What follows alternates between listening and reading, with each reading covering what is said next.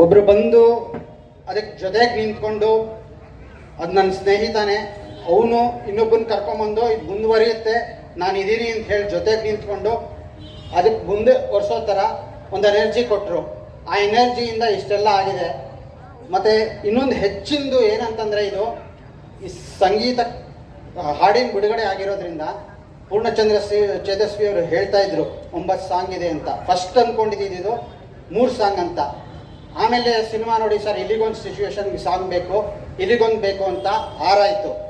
ಆಮೇಲೆ 9 ಆಯಿತು.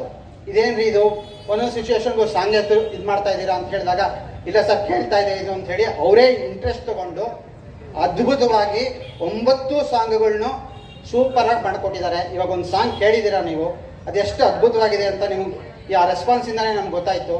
ಮತ್ತು ಇನ್ನೊಂದು ಏನಂತಂದರೆ, ಇದರಲ್ಲಿ ಇನ್ನೊಂದು ಲಾಸ್ಟಲ್ಲಿ 9ನೇ ಸಾಂಗು ಸರ್ ಒಂದು ರ್ಯಾಪ್ ಸಾಂಗ್ ಇದೆ ಸರ್. ಅಶೋಕಂಗೂ ರ್ಯಾಪ್ ಸಾಂಗು ಏನ್ರಿ ಸಂಬಂಧ, ಎಲ್ಲಿಗೆ ಹಾಕ್ತೀವಿ? ಇಲ್ಲ ಸರ್ ಅದನ್ನು ಮಾಡಿದ್ದೀನಿ ಕೇಳಿ ಅಂತಂದರು. ಅದನ್ನು ಕೇಳಿದಾಗ ಈ ಸಾಂಗ್ ಇರಲೇಬೇಕು ಅನ್ನಿಸ್ತು. ಸೊ ಈ ಥರದ್ದು ಎನರ್ಜಿನಲ್ಲಿ ಅವರು ನನ್ನ ಹತ್ರ ಒಂದು ಮಾತು ಹೇಳಿದ್ದು, ಸರ್ ಇದಕ್ಕೆ ಅದೇ ದುಡ್ಡು ಕಾಸು ಎಲ್ಲ ನಾನು ಇಲ್ಲ ಸರ್ ಇದು ಪರವಾಗಿಲ್ಲ, ನಾನು ನೀವು ಏನೇನು ಯಾರ್ಯಾರು ಕೊಡಬೇಕೋ ಅಷ್ಟಷ್ಟು ಮಾತ್ರ ನಾನು ಹೇಳ್ತೀನಿ ಕೊಡಿ, ನಂದು ಆಮೇಲೆ ನೋಡ್ಕೊಳ್ಳೋಣ ನನ್ನ ಹತ್ರ. ಇದೇ ಥರ ಇವರೆಲ್ಲ ಪ್ರತಿಯೊಬ್ಬ ಟೆಕ್ನಿಷಿಯನ್ಸ್ ಸಹಿತ ಇದೇ ಥರ ಸಪೋರ್ಟ್ ಮಾಡಿಕೊಂಡು ಈ ಸಿನಿಮಾನ ಮುಂದೆ ತಂದು ಇಲ್ಲಿವರೆಗೂ ತಂದು ನಿಲ್ಲಿಸಿದ್ದಾರೆ ಇವತ್ತು.